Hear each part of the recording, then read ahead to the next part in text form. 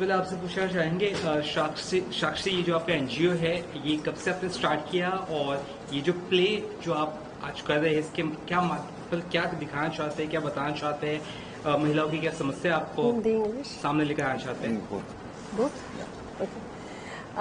So Sakshi started in 1992 and we started as a center for preventing gender-based violence.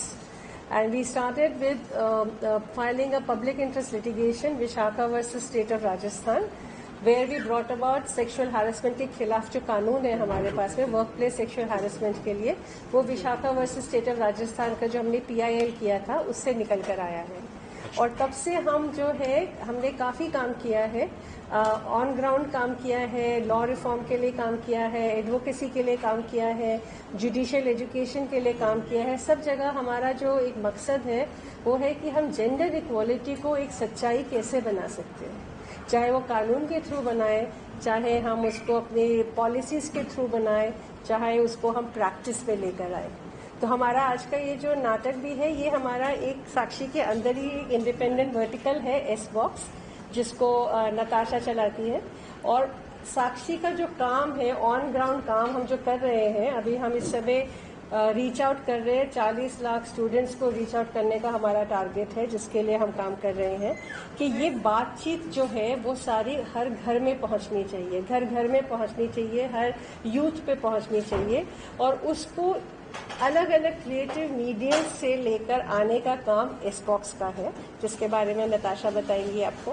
पर हमारा ये जो नाटक है ये इसमें हम बात करना चाह रहे हैं कि डोमेस्टिक वायलेंस हो, इंटीमेट पार्टनर वायलेंस हो, जेंडर बेस्ड वायलेंस हो, चाइल्ड सेक्सुअल अब्यूज हो, मेंटल हेल्थ का इशू हो, टीनेज सेक्सुअलिटी हो, हम कोई बात नहीं करते इसके बारे में, हम चुप रहते हैं। हमारे there is a very strong denial, silence, shame and stigma का साइकिल है, जिसके अंदर बातें सीक्रेट हो जाती है, चुप हो जाती है, दबकर रह जाती है और जिसकी वजह से जिंदगी भर इसका ट्रॉमा चलता है। ना ये बात ना ये रुकता है, ना ये इसे कोई रोक पाता है, क्योंकि किसी के पास इसके बारे में बात करने की हिम्मत नहीं है, हम शर्म आ जाती है। एक जैसे हमें हमारी एक वर्कशॉप में से हमारी ट्रेनिंग में से एक लड़की, कॉलेज की एक लड़की, कंजर्वेटिव बैकग्राउंड से, उसने बताया हमारे काम के बाद में कि हमें पहली बार समझ में आया कि हमारा कॉन्स्टिट्यूशनल राइट ऑफ इक्वालिटी क्या है और कैसे मेरा सेंस ऑफ शेम जो है वो इस राइट को वायलेट करता है। क्योंकि जब इस तरह का सेक्सुअल अब्यूज हो रहा है, चाइल्ड सेक्सुअल अब्यूज घर में हो रहा है मेरे साथ या मेरी बहन के साथ, तो मैं शर्म के मारे कुछ बोल नहीं पाती हूँ और मेरी चुप्पी जो है उस वायलेशन को होने देती है। तो हमारा है इस प्ले से मकसद कि बात करो, इसके बारे में बात करो, चुप मत रहो, चुप्पी को तोड़ दो, ना करेंगे ना करने देंगे वाली बात में आ जाओ। अगर हो रहा है तो रोक देंगे और अगर हुआ है तो बोल के रहेंगे। चाहेंगे संदीप सर का किस तरह से आपको सपोर्ट मिल रहा है और क्या इस प्ले में कुछ डांस फॉर्म जैसा भी कुछ है जिसलिए संदीप सर को आपने चुना या फिर क्या कुछ है उनका? संदीप सर को मैंने इसलिए चुना क्योंकि मैंने संदीप सर द इंसान को चुना। अच्छा। संदीप सर द परफॉर्मर को चुना, संदीप सर द डांसर उसके बाद चुना। ठीक है, क्योंकि संदीप सर इस इशू के साथ में, Sandeep and I have been working for a very long time, for many years, और सिर्फ परफॉर्मेंस के थ्रू नहीं, चाहे वो हमने 500 स्ट्रीट कनेक्टेड चिल्ड्रन के साथ में वर्कशॉप्स करी थी जिसमें संदीप सर बिल्कुल आए, जुड़े, 500 बच्चों को उन्होंने डांस सिखाया, 5 दिन तक डांस सिखाया, उनके साथ उठे बैठे खेले, उसी थाली में खाना खाया, उनके साथ पानी पिया, मतलब बिल्कुल जैसे बोलते हैं ना, उनको अपना बना के रखा। और वहाँ से हमारी जर्नी की शुरुआत हुई। और उसके बाद में जब मेरे पास में कोई दिमाग में आइडिया आता है, कोई सोच आती है कि इसको हम कैसे क्रिएटिवली बाहर पहुंचा सकें, तो सबसे पहला मेरा नंबर जाता है संदीप को, मैं फ़ोन करती हूँ कि संदीप इसको कैसे करें, इसको कैसे बात को आगे लेकर जाए। तो संदीप हमारे साथ में इस ना सिर्फ इस प्ले के साथ, प्ले परफॉर्मेंस के साथ में जुड़े हैं, जिसमें तो उन्होंने बहुत कुछ लेकर आए ही है, from form to dance to his own performance and the character that he is playing and the sensitivity with which he is playing the character, which is a very very difficult character to play. But apart from that, he's come in with a cause. He's come in with a commitment to the cause. He's come in with this whole thing that, come what may, how is it that we're going to be participating in stopping sexual abuse, interrupting the cycle of sexual abuse. या sir, ma'am ने काफ़ी कुछ तारीफ कर दी है आपकी। आप being a third professional choreographer, आप काफ़ी सोशल वर्क भी करते हैं। मैम से किस तरह से जुड़ना हुआ और मैम का क्या कहना चाहेंगे आप? तो सबसे पहले मैम ने मुझे बुलाया था वो स्ट्रीट किड्स के काम के लिए। उसके बाद, वो काफ़ी साल पहले की बात है, उसके बाद से हमने काफ़ी प्रोग्राम में काम किया। कोरियोग्राफी की मैंने इनके प्लेस के लिए, और उन्होंने मुझे बाद में जब ये प्ले आया, ये नाटक आया, उन्होंने मुझे फ़ोन किया ड्यूरिंग लॉकडाउन। तो हमने इसके पहले शोज़ किए हैं, which is been online shows. ये पहला हमारा डेब्यू शो है, प्रीमियर शो है जो हमारा ऑफलाइन हो रहा है। पहली बार थिएटर में हम लोग आए हैं। जो ऑफलाइन शो, जो ऑनलाइन शो हुआ हमारा, वो बहुत ही सक्सेसफुल हुआ।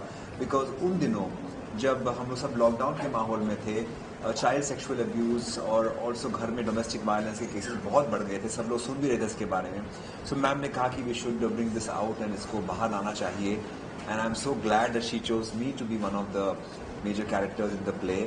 और डांस ऑफ कोर्स है ही, पर डांस के साथ साथ एक्टिंग भी है। And ma'am being a national award winner, I think it's my privilege कि उनके साथ मुझे काम करने का मौका मिलता है हर बार, और इतना कुछ सीखने को मिलता है मुझे। सुनील सर, डांस भी एक बहुत बड़ा मीडियम है, एक स्टोरी, एक प्रॉब्लम को, स्पेशली जैसे ये मैम का साक्षी जो एनजीओ है, लेडीज की प्रॉब्लम्स को भी बताने का। डांस एक अच्छा आर्ट है, क्या लगता है आपको?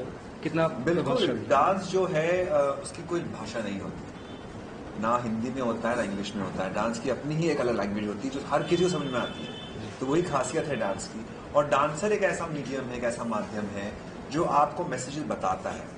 हम लोग एक खिड़की हैं, सोसाइटी की खिड़की बोलते हैं ना, हम एज डांसर वो खिड़की हैं जो सोसाइटी में क्या हो रहा है वो दिखाते हैं, वो दर्शाते हैं। तो हमारे डांस के माध्यम से, गाने के माध्यम से, म्यूजिक के माध्यम से, एक्टिंग के माध्यम से, नाच गाने के माध्यम से जो हो रहा है हमारी सोसाइटी में चारों तरफ, वो सब हम लोग लेकर के बाहर आते हैं। और आज का नाटक घट घट में पंछी बोलता है यही बात दर्शाता है, डांस के थ्रू भी और एक्टिंग के थ्रू भी, गाने के थ्रू भी, कि किस तरह से हम लोगों में जो अंदर की भावनाएं होती हैं, वो अच्छी हो, बुरी हो, डिफरेंट फीलिंग्स होती हैं, वो सब जो भी हो हमें बोलना चाहिए, या अपने आप से बोलें। उसके सब इम्पोर्टेंट ये भी है कि आप अपने प्रियजनों से बोलें, उनसे बात करें, कन्फाइड करें जो भी आपके साथ हो रहा है, अच्छा या बुरा जो भी आपके साथ में हो रहा है।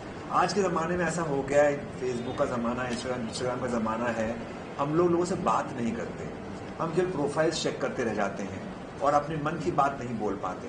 तो अगर आपका कोई दोस्त है, अगर आपके घर वाले हैं जो सुनते हैं, या घर वाले ना सुनते हो तो बाहर कोई सुनता होगा, तो एनजीओज हैं साक्षी जैसी सुनती हैं, आप उनके पास जाइए और बात करिए, क्योंकि जो भी प्रॉब्लम हो रही हो उसका सोल्यूशन मिलना ही चाहिए, उसका एक्सेप्टेंस मिलना चाहिए। मैम, बात करते हैं डोमेस्टिक वायलेंस की, मेंटल जो इश्यूज है स्पेशली महिलाओं के, जहाँ पे mentally they are not that good in शादीशुदा सिचुएशन में, तो उनके लिए क्या मैसेज रहेगा? स्पेशली जो शादी के बाद जो लेडीज लोग को प्रॉब्लम्स होते हैं, डोमेस्टिक वायलेंस होता है, उसके बारे में जरा अगर आप, वो कैसे आपसे जुड़ सकते हैं? बहुत तरीके हैं हमारे साथ में जुड़ने के लिए। सिर्फ उन्हीं लोगों को नहीं जो ट्रॉमा से गुजर रहे हैं, जो तकलीफों से गुजर रहे हैं, बल्कि सभी को, मेन, वेमेन, अदर्स, सभी को जुड़ के जब तक हम लोग कलेक्टिव एक्शन नहीं करेंगे, जब तक हम लोग कलेक्टिव रिस्पॉन्सिबिलिटी नहीं लेंगे, जब तक हम लोग कलेक्टिव अकाउंटेबिलिटी नहीं लेंगे, तब तक यहाँ पे कुछ बदलने वाला नहीं है। तो ये सिर्फ महिलाओं के लिए नहीं है, ये सिर्फ बच्चों के लिए नहीं है, ये सभी के लिए है, ये इंसानों के लिए है कि हम लोग अगर सब लोग जुड़कर एक बात को मान लें, डू नो हार्म। हमारा एक दूसरे के साथ में रहने का, जीने का तरीका है डू नो हार्म। और कैसे हम अपनी एवरीडे लाइफ में इक्विटी को प्रैक्टिस कर सकते हैं, बस छोटी सी बात है, respect, dignity and boundaries. Thank you sir. के साथ कुछ अत्याचार हो जाता है जी, और 1 साल के बाद या 2 साल के बाद वो कंप्लेन करते हैं, पुलिस का ये बोलना होता है कि एक इतने साल के बाद आपने कंप्लेन क्यों की? जी, तो उनसे जब वो बात की तो मुझे मालूम ये पड़ा कि उनको स्टार्ट में रियलाइज नहीं हुआ। बिल्कुल। उनको 1 साल के बाद रियलाइज हुआ कि दोषी मैं नहीं, दोषी वो है। जी, तो ये जो चुप्पी वाली जो मैटर आपने बोला था, ये चुप्पी वाला इनको कैसे जल्दी रियलाइज हो, ऐसा कुछ मुहिम क्या करना चाहिए इनको जल्दी रियलाइज हो? इसी मुहिम को हम चला रहे हैं। हमारे संस्था के थ्रू हम लोग का टारगेट है 40 लाख यूथ तक पहुंचना, 18 से 22-25 साल की उम्र के युवा वर्ग तक पहुंचना, उनके साथ में बात करना, उन्हें समझाना, उन्हें बुझाना कि हमें चुप रहने की आवश्यकता नहीं है, हम बात कर सकते हैं और बात इस मुकाम तक पहुंच जाए कि आप लोग बोले ये वायलेंस है, वहां पहुंचने से पहले ही इसे रोका जा सकता है, वहां पहुंचने से पहले इसे बदला जा सकता है। जैसे जस्टिस वर्मा ने कहा था अपनी जस्टिस वर्मा रिपोर्ट में कि अगर हम ओगलिंग समझते, स्टेयरिंग, रोड ताकना, अगर हम ताड़ना बंद कर दें, अगर हम ताड़ना रोक दें तो रेप रुक जाएगा। ठीक है, तो शुरुआत हमारे को वहाँ छोटी सी बातों से करना है ताकि वो बड़ी बातों तक ना पहुँच पाए। मैं आपको एक बात बताता हूँ, स्मिता जी ने मुझे हेल्प की थी एक डांस एक्ट बनाने में जो डोमेस्टिक वायलेंस के ऊपर था। 15 मिनट का डांस एक्ट था, मैंने उनसे रेफरेंस लिया कुछ बातों का, मैंने वो एक्ट बनाया था और हम लोग सब परफॉर्मेंस अमेरिका में कर रहे थे एट यूनाइटेड नेशंस ऑफिस। उनके स्टाफ के लिए था, यूनाइटेड नेशंस ऑफिस स्टाफ के लिए था। हमारा परफॉर्मेंस खत्म हुआ, उसके बाद में एक अफ्रीकन अमेरिकन लेडी और उसके साथ में उसकी बेस्ट फ्रेंड, 15 साल से बेस्ट फ्रेंड चाइनीज लेडी, दोनों मेरे पास आई और रो रही थी। मुझे लगा क्यों रो रही, मुझे पता नहीं। वो हमारा एक्ट जो था डोमेस्टिक वायलेंस का, इसके ऊपर था कि आप किस तरह से आप पे अत्याचार हो रहा है तो आपको बोलना चाहिए। वो दोनों औरतों ने आके मुझे ये कहा कि हम बेस्ट फ्रेंड्स हैं, 15 सालों से यूनाइटेड नेशंस ऑफिस में काम कर रही हैं, पर हमारे दोनों के साथ में, एक के साथ 8 साल से, एक के साथ में 12 साल से डोमेस्टिक वायलेंस हो रहा है और उन्होंने आपस में बात की थी उसके बारे में। पर सर आपका शो आज देख करके हमने एक दूसरे को बताया है और हम इसको आगे ले जाएंगे। आई थिंक वो जब शो हुआ उसका मतलब ये हुआ कि हमारा काम संपन्न हो गया। और आज का शो भी जो है इस सेम लाइन्स पर है। आई होप आज का शो देखने के बाद में थोड़ी अवेयरनेस बढ़े और जिनके साथ जो भी शोषण हो रहा है वो ना हो और उसके बारे में बात कर सकें। मैम, मेरा एक लास्ट सवाल है, जो आपने चुप्पी वाली बात की, चुप्पी मान लिए तोड़ दिए थे, लेकिन अगर मैं आंकड़े देखता हूँ, सरकारी आंकड़े देखता हूँ, जब वो चीज़ न्याय वाली बात आती है, न्याय लेने के लिए हम पुलिस स्टेशन जाते हैं, तो मुझे लगता है 1% या 2% लोग को न्याय मिल रहा है, 98% लोग को न्याय तो मिलता ही नहीं। तो उसके लिए क्या करें? जब वो पुलिस स्टेशन जाते हैं या कोर्ट जाते हैं तो किस तरह से? बहुत लंबी बात है, क्योंकि पुलिस स्टेशन में जाकर क्या करना चाहिए इसकी जानकारी हमारा अधिकार है और वो जानकारी को सिखाना, बुझाना, पढ़ाना सबकी जिम्मेदारी भी है। लेकिन हम कह रहे हैं कि हमें पुलिस स्टेशन जाने की जरूरत ही क्यों पड़े? हम क्यों ना घर घर में इस बात को रोशन करें, घर घर में, चाहे वो महिला वर्ग हो, चाहे पुरुष वर्ग हो, चाहे युवा वर्ग हो, चाहे बाल वर्ग हो, हम सब जगह इस बात को रोशन क्यों ना करें कि हमें पुलिस स्टेशन जाने की जरूरत ना पड़े। बात यहाँ पर है, हम बाद में क्या कर सकते, बहुत चीजें हैं, लेकिन हो ना उसके ऊपर में क्यों ना बात करें। बत्ती पहले जला देते हैं, अंधेरा ही ना होगा। सही, बहुत सही। Thank you. So SBOX is a communication vertical by Sakshi, and our whole focus is to create content for social impact, and we focus on systems, strategy, science and storytelling for sustainability. Khat Khat Mein Panchi Bolta Hai is an effort to create awareness on gender-based violence following the United Nations campaign to end violence against women and girls. Yeah. I mean, I think she's the perfect person to tell you exactly what the play and SBOX and this play is about. All I can tell you is that I'm really, really grateful and thrilled to be here because this is my first play ever, and I'm really overwhelmed that I'm able to be a part of a play that is going to be so impactful. And I mean, the whole motto of this play is to start a conversation and encourage women to speak up. And I'm just really, really excited. If you watch the show, you will know that it's so beautifully written. It is so intense. It gives out such a beautiful message. And I'm really, really thrilled. What's your take on the women's violence against women? Like this Sakshi. On the cause. What's your take on the cause? The play is named Khat Khat Mein Panchi Bolta Hai, and according to me, it means that it's every house's story. This happens in every home, and it is really, really depressing that this happens. And there are and even what is even more depressing is that women are so scared to come and speak up about it.